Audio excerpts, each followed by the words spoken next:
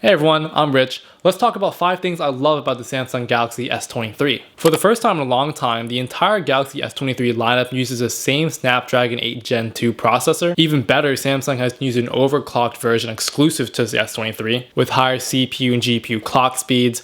Additionally, the S23 models also rely on new generation memory chips made by Samsung itself. Android 13 and One UI 5.1 complements this phone nicely, as the new Qualcomm chip is very energy efficient, allowing charge times from 0 to 100 in under an hour and 20 minutes. In gaming and real-world usage, the previous chip was already tremendously fast at that, and what I noticed here is better performance for around half an hour while gaming. The S23 provided a noticeably better experience when it comes to scrolling across the UI, navigating through different apps in the web. So I think the big takeaway here is that this phone will remain fast for years to come, and the fact that you're getting the same processor as you would on the Plus or the Ultra means that you're not getting left behind in terms of speed for whatever models you're choosing. But the last thing I do want to talk about is how this phone has 8GB of RAM, which is more than enough for the smartphone at this price point and size. I don't see any AI applications or augmented reality apps that would require this much RAM. I mean, this technically could be the fastest smartphone on the market right now, potentially beating the Apple A16 chip just by a few hairs here, since it does have 2 more extra cores. I mean, whatever benchmark scores aside, what does that even mean? Well, if you're really invested in that, you can go look at some stats and see how it is, but we won't be covering that in this video. I just want to talk about the 5 things I love about it from an overall user experience perspective. Now, moving on to the second thing I really love about the Galaxy S23 is the design. At this price range, you're really not missing out much from a design standpoint from the Ultra.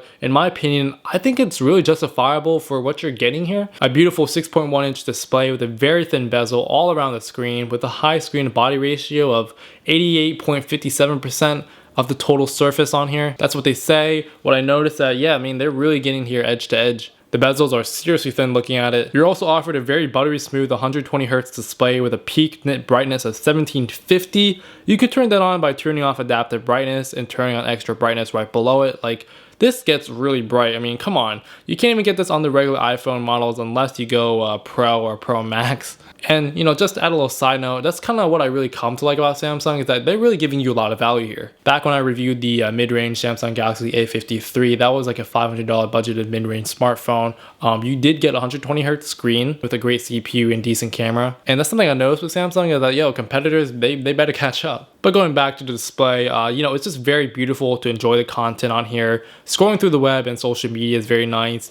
It feels quick and nimble. A very premium phone at this price point. Samsung also improved upon giving us an IP68 water resistant rating, a tougher aluminum frame, and Gorilla Glass Victus 2 on both sides. I haven't dropped this at all, and I hope not to, but I can say simply just, you know, putting this phone down on the table, I mean, it feels very sturdy but light at the same time. They also removed the small indent from last year's S22 model and made the triple camera setup just clean and flush with the whole backplate of the phone. It feels sizable in the hand all throughout, and I think a phone at this dimension is perfect for hands like mine, as I can somewhat almost reach all 4 corners of the screen without sacrificing too much on screen size. So it's a great one-hand texting type of phone if you're into that. I personally love it. You know, not everyone needs an Ultra. But moving on to the third thing I love about the Galaxy S23, it's got to be the camera now. Yes, it isn't that crazy 200 megapixel 100 times zoom that we're looking on the Ultra. You hear me compare this a lot to this phone in this video. I mean, I'll let you decide if you want the extra features or if you'd rather just save the extra $400 and be completely satisfied with just regular. The triple camera setup on the back hasn't seen any improvements from the S22. The 50 megapixel main shooter still has a great optical image stabilization for photos and videos. You have a great 10 megapixel 3x telephoto lens, and the 12 megapixel ultra wide camera remains relatively the same, but what has been updated is the selfie camera. The now 12 megapixel camera supports Super HDR. You know, selfies look sharper than ever on the new camera, and there's a lot of options just to play around with. You know, just don't be expected to be blown away from the results if you're already familiar with what the iPhone Pro models and Samsung Ultras can do. This phone takes great pictures, right? On a sunny day, the camera on Samsung's image software consistently captures great photos. It's surprisingly good at preserving both shadow and highlight details in high contrast scenes. Colors also seem to be rather vibrant. I think they did a pretty good job with the sharpness. I personally think it's just the right area of sharpness balance. Anything a little bit more sharp than that, and then I think we're hitting the territory of over sharpening photos, and that's definitely plaguing a lot of the newest flagship smartphones on the market today. Portrait mode also seems to fare very well on this device, as the post-image processing does a terrific job masking on subjects and giving the areas that need to be blurred out blur. Videos can shoot up to 8K 30 FPS, which is pretty absurd. I mean, not even YouTube supports that right now. I think recording on 1080p is already enough if you want to start shooting some YouTube videos or some scenery or candids.